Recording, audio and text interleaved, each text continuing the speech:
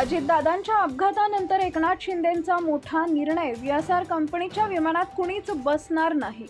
राज्याचे दिवंगत उपमुख्यमंत्री अजित पवार यांच्या विमान अपघाताबाबत दिवसेंदिवस संभ्रमाचं वातावरण निर्माण होत आहे।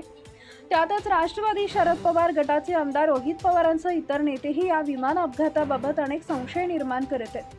त्यातच या संपूर्ण प्रकरणाच्या चौकशीसाठी सातत्यानं पाठपुरावा करणारे शरद पवार गटाचे आमदार रोहित पवार हे आता चांगलेच आक्रमक झालेले आहेत। डीजीसीएच्या संबंधित अधिकाऱ्यांची सखोल चौकशी व्हावी, तसेच व्हीएसआर कंपनीवर कडक कारवाई करण्यात यावी अशी मागणीही त्यांनी केली आहे। असे असताना व्हीआरएस कंपनी संदर्भात एक मोठी बातमी समोर आली आहे। शिवसेना शिंदे गटाचे नेते मंत्री हे आता व्हीएसआरचे विमान वापरणार नाही असा निर्णय घेण्यात आलाय। शिंदे गटाच्या आमदारांची सूचना उपमुख्यमंत्री एकनाथ शिंदेंकडून मान्य करण्यात आल्याची माहिती आहे। राज्याचे दिवंगत उपमुख्यमंत्री अजितदादांच्या अपघातानंतर व्हीएसआर कंपनीवर अनेक गंभीर आरोप आमदार रोहित पवार यांनी केले होते। दरम्यान त्यात काही गोष्टी तथ्य असल्याचंही पुढे आलं होतं।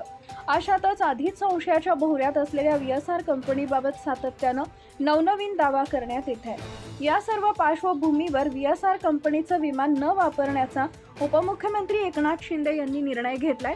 शिवसेनेच्या आमदारांनी या संदर्भात एकनाथ शिंदेंकडून सूचना केल्या होत्या।